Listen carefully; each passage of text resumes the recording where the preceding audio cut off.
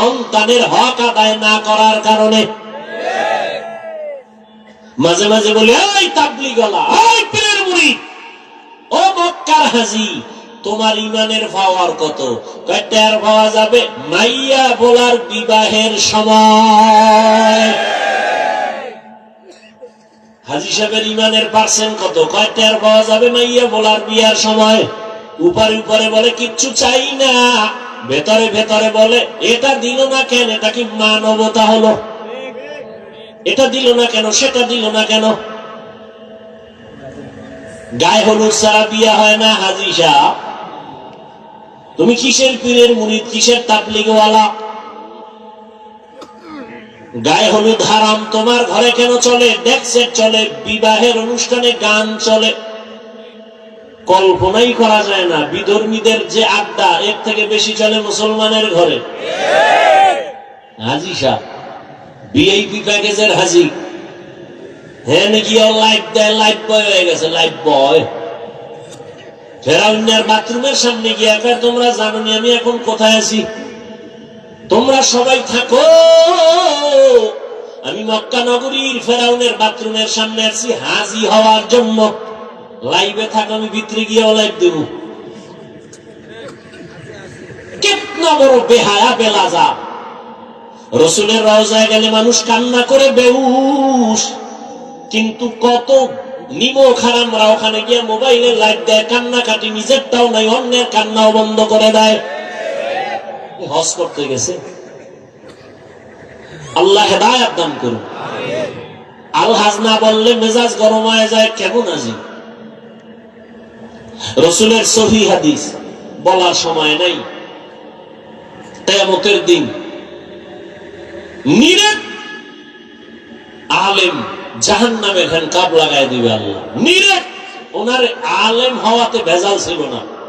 দুনিয়ার সব মানুষ বলবে ভালো আলেম, কিয়ামতে আল্লাহ বলবে রে জাহান্নামের হ্যান্ডকাপ লাগা দাও। ফিলিস্তিনের জমিনে যুদ্ধ করে শহীদ,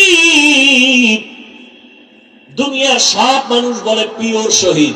আল্লাহ কিয়ামতের ময়দানে বলবে শহীদ আয়, জাহান্নামের হ্যান্ডকাপ লাগায় জাহান্নামে নিয়ে যাও। কারণ শহীদ হইছে মানুষ, তাকে বীর যোদ্ধা বলবে এই সুনামের জন্য।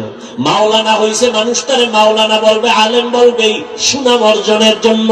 দানবীর দান করছে, তাকে সবাই শিল্পপতি বলবে এই সুনামের জন্য। ধর,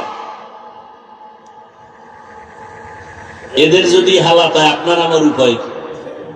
এই জন্যই তো সাহাবায়ে কেরাম মৃত্যু পর্যন্ত শুধু কান্নার আওয়াজ, শুধু কান্নার আওয়াজ, কান্নার আওয়াজ। ও তাবলীগওয়ালা ভাই, ও পীর সাহেবের মুরিদ, ও হাজী সাহেব, ভালো করে মনে রাখেন, কিয়ামতের ময়দানে সন্তানের হক আদায় না করার কারণে আপনি হাসরের ময়দানে জাহান্নামের হ্যান্ডকাপ আপনার হাতে লেগে যাবে। জান্নাতে তো সোজা না।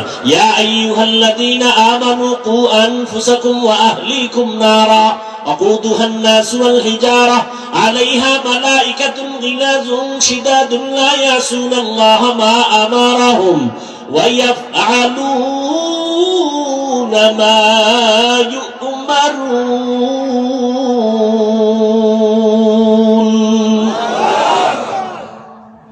জাহান্নাম থেকে আগে নিজেকে বাঁচাও, তোমার আহালকে বাঁচাও। নিজে বাঁচতে হবে না, আহালকে বাঁচাও।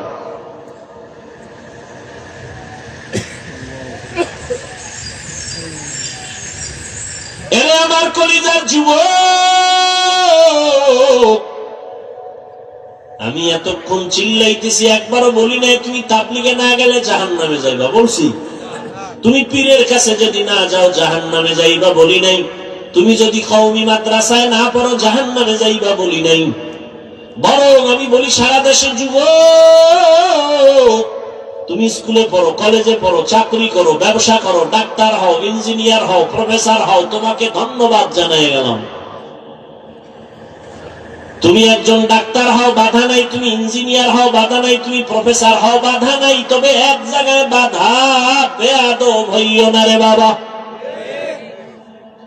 তোমার ব্যবহারে কোনোদিন যেন মা বাবা কষ্ট না পায়, তোমার ব্যবহারে কোনোদিন যেন শিক্ষকেরা কষ্ট না পায়, তোমার আচরণে কখনো যেন আলেম ওলামা মুরব্বীরা কষ্ট না পায়। যদি কষ্ট পায় বদদোয়া লেগে যাবে, মরার আগে পঙ্গু হয়ে যাবা। মা বাবার বদদোয়া লাগলে জীবন শেষ। শিক্ষকের বদদোয়া যদি কপালে লাগে, লেখাপড়া ধ্বংস। আলেম ওলামার বদদোয়া লাগবে তো তোর চরিত্র ধ্বংস। স্কুলে পড়ো, ডাক্তার হও, তবে আদওয়ালা ডাক্তার হও, আদর্শবান ডাক্তার হও। মা বাবার দোয়া, শিক্ষকের দোয়া, ওলামায়ে কেরামের দোয়া নিয়ে আগাও। জীবনটা ফুলের মতো হয়ে যাবে। ডাক্তার হলেও দেখবা সম্মানের সীমানা নাই। বিদেশে তোমাকে হায়ার করে নিয়ে যাবে ডাক্তার, এরকম ডাক্তার আমাদের দেশে নাই। তোমার মতো মোবাইলে আকাম করলেই সুনাম হইতো না, হইতো?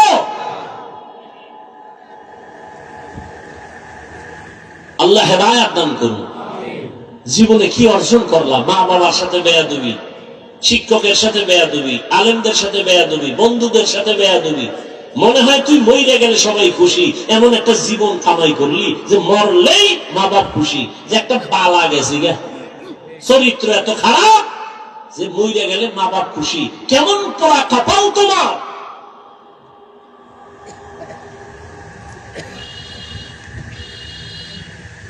এ পর্দার আড়ালের আব্বা জানেরা, বোনেরা, ভালো করে শুনেন।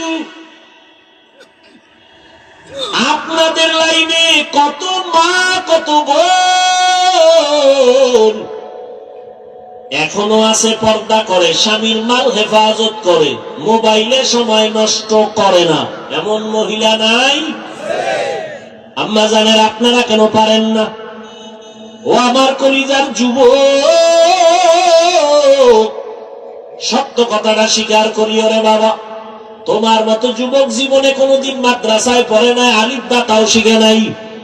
জেনারেল লাইনে পড়িয়া রাস্তায় গাড়ি চালায়, ড্রাইভার 5 বেলার নামাজ পড়ে আছে না নাই? তোমার বিবেক নামের আদালতে প্রশ্ন, বলো যুবক তুমি কেন পারো না? তোমার মতো যুবক স্কুল কলেজে পড়ে, লেখাপড়া করে, 5 ওয়াক্ত নামাজও পড়ে, এমন ছেলে নাই? তুমি কেন পারো না রে বাবা? তোমার মতো যুবক সন্তান নদীর মধ্যে মাছ ধরে, নামাজ ছাড়ে না, বলো তুমি কেন পারো না? তোমার মতো যুবক জেনারেল লাইনে থাকিয়া র্যাব, আর্মি, পুলিশ, বিডিআর এর চাকরি করে, ওসি, ডিসি, এসপি, 5 ওয়াক্ত নামাজি আছে, বলো তোমার বিবেকের কাছে প্রশ্ন, তুমি কেন পারো না? না পারার পেছনে শুধু তুমি দায়ী না, তোমার মা বাবাও বড় দায়ী। এরে আব্বা জান ও আম্মা জান, আপনাদের কপাল কত ধন্য। আল্লাহ আপনাদের সন্তান দান করেছেন। কত মা বাবা কান্না করে, তদবির নেয়, বিয়ে করছে, 10-12 বছর হয়েছে, সন্তান হয় না, এরকম নাই? আর আল্লাহ আপনাদের সন্তান দান করেছেন। এই যে আমার কলিজার টুকরা মাহমুদ, মাসুম, 2টা ছাত্র, আমার ছাত্র, গর্ব। ওর বাবা আলেম, এই যারা চিনেন বলেন বাবা আলেম। গোবরে পদ্ম ফুল ফুটে, হ্যাঁ? আমার বাবা আলেম না, আমার বাবার কথা বলছি। আমার বাবাও তো আলেম না, আমার দাদা ছিল আমগো গ্রাম্য ভাষায় খায় বয়াতি। কি গাতি? বয়াতি। হ্যাঁ, না জ্বালাস না। দাদা কণ্ঠ দিয়ে টান মারলে এলাকার সব নারী পুরুষ এক জায়গায় হয়ে যেত। যেই কণ্ঠ, আমার বাবার কণ্ঠ সুন্দর, চাচার কণ্ঠ, ছোটবেলা কবিতা পড়তে শুনতাম, দুপুরে খাইয়া শুয়েই কবিতা টান মারত। দাদার বাবার একটা টান। চরমনার জমিনে ঘুমন্ত সৈয়দ ইসহাক রহমাতুল্লাহ আলাইহির হাতে গড়া কলিজার টুকরা কেওড়া বুনিয়ার পীর আব্দুর রশিদ রহমাতুল্লাহ আলাইহি, তার নেক নজর লাগছে, সোয়া লাগছে তো দ্বীনের আলো কলিজায় ঢুকে গেছে। আমার বাবা আলেম যদি হতে পারেন নাই, কিন্তু 3টা সন্তানকে আলেমের রাস্তায় নিয়ে আসছেন।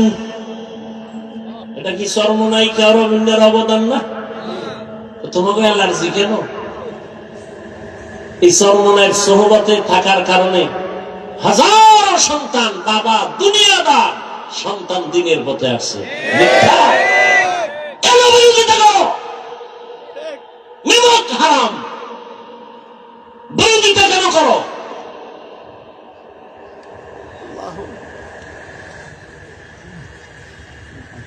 আল্লাহ কারে দিয়ে হেদায়েতের দরজা খুলবে বলা যায় না। নিজের চিন্তা করো, আর একজনের উপর আঙ্গুল তুলো কেন? আল্লাহ হেদায়েত দান করুন।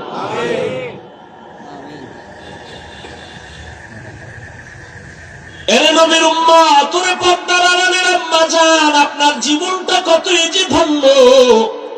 আপনারা নবীদের মায়ের মতো দামি মা জমিনে কোন মা নবী না, তবে সব নবীদের মা আপনাদের মতোই মা। এরে আম্মা জান, এই মোনাজাত দিয়ে এলাম কি ইশারা দিয়ে কি করে উঠার দরকারটা কি? চাপ বেশি ভাইয়ের আমার, আল্লাহ হেদায়েত দান করুন।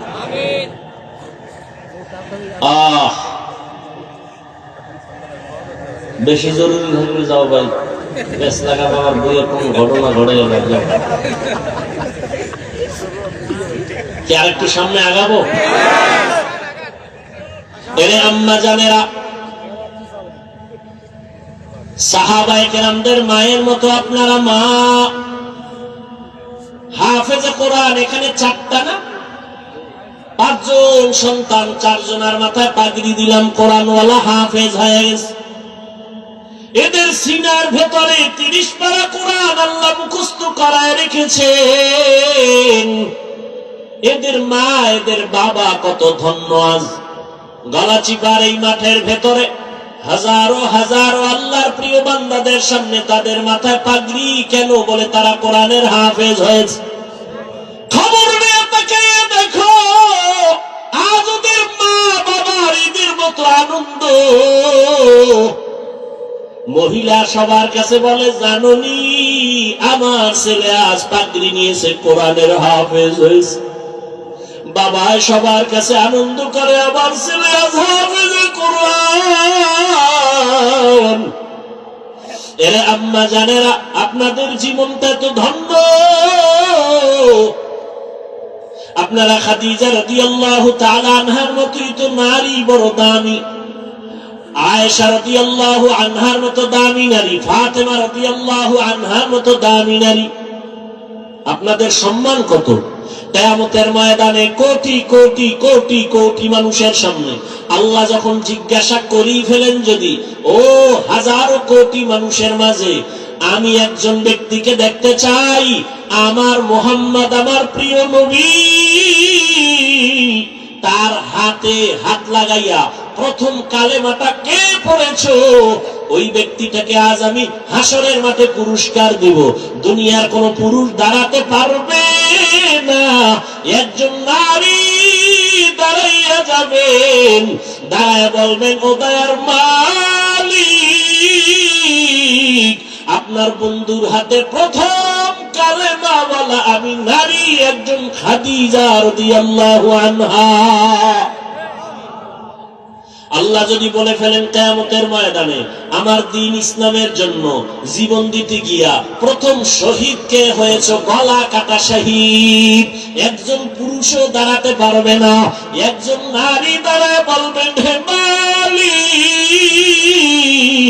আপনার দ্বীন জিন্দা করার জন্য আমি শহীদ হয়ে রক্ত ঝরাইছি, আমি একজন নারী, সুমাইয়া রাদিয়াল্লাহু আনহা। নারীদের সম্মান আল্লাহ এত দিছেন, তোমরা কমানোর জন্য আন্দোলন করো। যারা বলে ইসলাম নারীর অধিকার দেয় নাই, এরা লম্পট, চরিত্রহীন, ইসলামের দুশমন। আল্লাহর কসম একবার, আল্লাহর কসম দুইবার, আল্লাহর কসম তিনবার, ওয়াল্লাহি বিল্লাহি তাল্লাহি, নারীর সম্মান ইসলাম ছাড়া আর কেউ বাড়াতে পারে নাই। সব ধর্ম খুঁজো, সব ধর্মের ভেতরে নারীদের উপরে জুলুম করা হয়েছে, একমাত্র নারীদের সম্মান আর ইজ্জত দিয়েছে ইসলাম, আর কেউ দেয় নাই। এরে আম্মা জানেরা, এত ধন্য মা আপনারা। এই দুনিয়া একজন বড় আল্লাহর দুশমন ফেরাউনের নাম জানেননি? ফেরাউনের স্ত্রীর নাম কি? এত বড় বেঈমান ফিরআউন, তার ঘরে থাইকা আসিয়া আল্লাহ এত পেয়ারা হয়ে গেলেন। রহমতের নবী বলেন, কিয়ামতের দিন নবী মুহাম্মদের সাথে আসিয়ার সাথে বিবাহ হবে। সুবহানাল্লাহ। কেমন ধন্য নারী! এত বড় বেঈমান ফেরাউনের ঘরে থেকে আসিয়া আল্লাহর এত পেয়ারা হয়ে গেলেন। নবী বলেন, কিয়ামতের দিন আসিয়ার সাথে আমি মুহাম্মদের বিবাহ হবে। আরে আম্মা জান, আপনার স্বামী তো ফেরাউনের মতো খারাপ না। আপনার স্বামীকে পারলেন নাকি বুঝাইয়া নামাজি বানাবেন? আপনার স্বামীটারে যদি বুঝাইতেন, ও স্বামী আমার, বাবা মায়ের কষ্টের জীবন ছাড়িয়া আজ তোমার ঘরে আসি, না খাইয়া থাকলেও আসি, খাইয়া থাকলেও আসি, তবে তোমার কাছে আমার জীবনের দাবি, তুমি কামাই রুজি যা করো, একটা জীবনের দাবি, হে স্বামী, হারাম কামাই করে ঘরের মধ্যে আনবা না। হারাম খাইয়া নিজের রক্ত নাপাক করব না, হারাম খাইয়া সন্তানের রক্ত নাপাক করব না। মা যদি সব স্বামীদের বুঝাইতেন, কোন স্বামী হারাম টাকায় ব্যবসা করত না। আল্লাহর ভয়, তাকওয়া, আল্লাহর মহা একটা সম্পদ, যার অন্তরে ঢুকবে সে বিনা হিসাবে জান্নাতি। কার ভয়? আল্লাহর ভয়। ওমর ফারুক রাদিয়াল্লাহু তাআলা আনহু দিনের বেলা মানুষের বিচার করেন, রাতের বেলা ঘুরে ঘুরে মানুষের কি হালাত গোপনে গোপনে দেখেন। ঘুরতে ঘুরতে ওমর বাগানের ভিতরে ঢুকলেন, পাহাড়ের পাশে দেখে বাতি জ্বলে, রাতের বেলা বাতি জ্বলে। ওমর গিয়া কাছে দাঁড়ায় দেখে একটা ভাঙা ঘর, ঘরের মধ্যে নারীদের আওয়াজ। দুই নারী, একজন মা আর একটা মেয়ে। মা বলে, এই মেয়ে, আগামীকাল গাভীর দুধ বিক্রি করতে নিবি, পানি বেশি দিয়া নিবি। কে কয়? মা কয়। মা মেয়েকে। ওমর কই? খবর নেই। পজের আগ্রহ কমে গেছে না? ওমর কিন্তু ঘরের পেছনে দূরত্ব বজায় রেখে গোপনে দাঁড়ায় আছে শুনে। মা বলে, ওই কন্যাকে বলে, মা, এই মেয়ে কালকে গাভীর দুধ বিক্রি করতে নিবি, পানি বেশি মিশায় দিবি। মেয়ে কি কয়? মা, ওমর যদি শুনে কল্লা কেটে ফেলবে। মা বলে, ওমর তো শুনবে না। মেয়ে ডাক দিয়ে কয়, মা, ওমর যদিও শুনবে না, তবে ওমরের আল্লাহ তো শুনবেন। ওমর কই? ঘরের পাশে চুপ করে ওমর চলে গেছে। ওমরে ফারুক রাদিয়াল্লাহু তাআলা আনহু চলে গেলেন। পরের দিন আদালতে বৈশা ওই মেয়ে আর মাকে ডাকালেন। ভয়ে কাঁপতেছে, না জানি আর ফাঁসি হয়।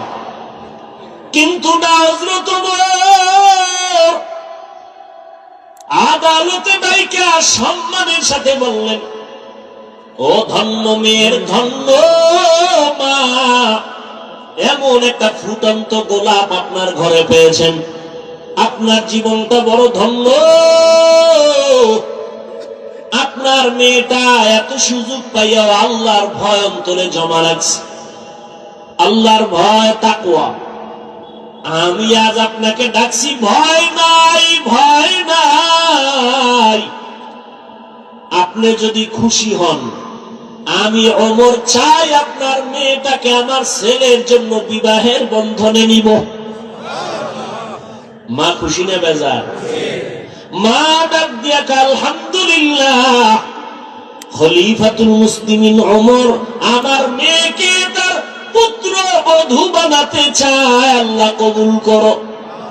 ওই মেয়েটাকে ওমর তার ছেলের জন্য নিয়েছেন, বিবাহের বন্ধনে আবদ্ধ করে দিলেন, এবং এই মেয়ের গর্বের ধারায় আছে আর একটা আকাশের ফুটন্ত চাঁদ, ওমর ইবনে আব্দুল আজিজ। এরে আম্মা জানেরা, কয়দিনের বাহাদুরি, মইরা গেলে কেউ নামও নিবে না। হ্যাঁ, ভালো ছেলে যদি রাইখা যান, তাহলে ওই ছেলের কারণে আপনিও দোয়া পাবেন। আর যদি ভালো ছেলে না রাখেন, দুনিয়ার কেউ আপনাকে চিনবে না, জানবে না। এরে আম্মা জানেরা, আপনার মতো কত মা এখনো আছে, পর্দা করে, হালাল ভাবে চলে, স্বামীর মাল খেয়ানত করে না, মোবাইলে সময় নষ্ট করে না। আপনি কেন পারবেন না? তওবা করে নেন।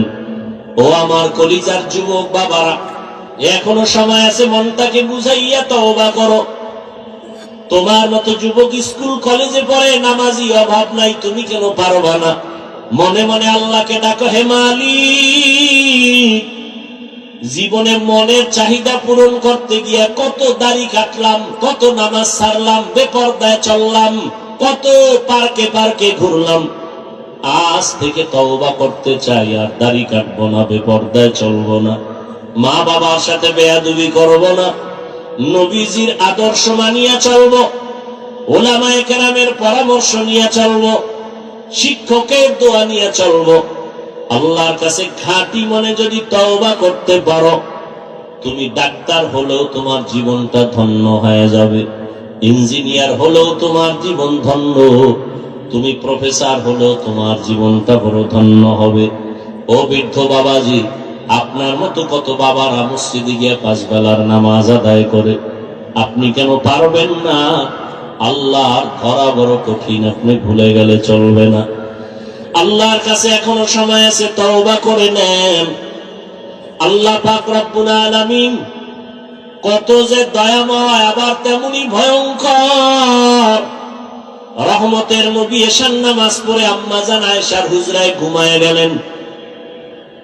তন্দ্রাচ্ছন্ন নবী বলেন, আমি ঘুমাইলে চোখ বন্ধ থাকে, আমার অন্তর ঘুমায় না। হঠাৎ করে রাতের গভীরে আমার কানের মধ্যে শুনি কে যেন কান্না করতেছে। নবী বলেন, আমার ঘুম ভেঙে গেল, এই গভীর রাতে কে কান্না করে?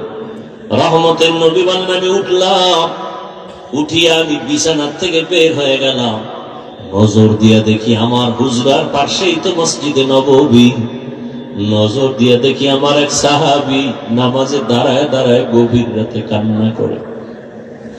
আমি রহমতের নবী হঠাৎ চমকে উঠলাম, কোন সাহাবী এই গভীর রজনীতে কাঁদে? ভালো করে নজর করে দেখি, আল্লাহর পেয়ারা সাহাবী আমার আবু বকর গভীর রজনীতে নামাজে দাঁড়ায় কান্না করে। আমি বাহিরে অপেক্ষমান, আবু বকর হাউ মাউ করে কান্না করে নামাজ শেষ করে বের হয়। আমাকে দেখে আবু বকর আতঙ্কিত হয়ে গেল। আমি প্রশ্ন করলাম, হে আবু বকর, আপনি গভীর রাতে নামাজে দাঁড়ায় কান্না করলেন কেন? আবু বকর চোখের পানি ছেড়ে বলেন, ইয়া রাসূলুল্লাহ, আল্লাহর আযাবের ভয় আমি নামাজে দাঁড়ায় কান্না করেছি, একটা আয়াত পড়ে পড়ে কাঁদছি। ইন্নাল্লাহা আশতারা মিনাল মুমিনিনা আনফুসাহুম ওয়া আমওয়ালাহুম বিআন্না লাহুমুল জান্নাহ। আল্লাহ পাক বলেছেন, মুমিনের জান মাল আমি আল্লাহ কিনে নিয়েছি, বিনিময়ে মুমিনকে জান্নাত দিয়েছি। নবী বলেন, আবু বকর, এটা খুশির খবর, এখানে কান্নার কি পাইলেন? আবু বকর বলেন, ইয়া রাসূলুল্লাহ, আপনি জানেন আমি ব্যবসা করি, কাপড়ের দোকান দেই। আজকে সকালবেলা একজন মহিলা আমার দোকানে এসে বহুদিন আগের কেনা কাপড়টা ফিরাইয়া টাকা নিয়ে গেল। আমি প্রশ্ন করছিলাম, মা, কেন কাপড় ফিরায় টাকা নেন? মহিলা একটা জবাব দিয়েছে, তোমার দোকানের কাপড় আমার পছন্দ হয় না, এজন্য ফিরায় দিলাম। আমি আল্লাহর এই আয়াত পড়ে কান্না করেছি। আল্লাহ যে বলেছেন, মুমিনের জানমাল আমি নিলাম, মুমিনকে জান্নাত দিয়ে দিলাম। এখান থেকে আমার ভয়, আপনি নবী কিয়ামতের হালাতের বয়ান করেছেন, কত ভয়ঙ্কর হবে কিয়ামতের মাঠ। কিয়ামতের ময়দানে নারী আর পুরুষেরা সবাই উলঙ্গ দাঁড়াবে। সূর্যের গরমে মাথার মগজগুলো ভাতের মারের মতো ফুটবে, জমিনটা তামা হয়ে যাবে। জাহান্নামের আওয়াজে মানুষের কান ফেটে যাবে। এমন এক হালাত হবে, ওই হাসরের মাঠে নবীরা যাদের গুনাহ নাই তারাও কান্না করে বেকারার হবেন। ওই অবস্থার মধ্যে যখন আল্লাহ এক এক করে ডাকবেন, আমি আবু বকরকে ডাক দিয়া যদি আল্লাহ বলেন, হে আবু বকর, আমি জান্নাতের সুসংবাদ দিলাম, কি আমল করেছো? আমি যদি আল্লাহর কাছে পেশ করি নামাজ, রোজা, তেলাওয়াত, ওই মহিলার মতোই যদি আল্লাহ বলেই ফেলে, ও আবু বকর, আমার জান্নাত আমাকে দেও, তোমার জানমাল নিয়ে জাহান্নামে যাও। আল্লাহ কেন বলে, যেইভাবে নামাজ পড়তে বলেছি ওইভাবে নামাজ আদায় করতে পারো নাই। আমি যেইভাবে তেলাওয়াত চাইছি ওইভাবে তেলাওয়াত তুমি আমাকে দাও নাই। আমি যেইভাবে জিকির চাইছি ওইভাবে মোহাব্বতের জিকির আমাকে দাও নাই। মানুষ দেখানো জিকির করেছো, মানুষ দেখানো নামাজ পড়েছো। তখন আল্লাহ যদি বেজার হইয়াই বসেন, আমার জাহান্নাম ছাড়া উপায় হবে না।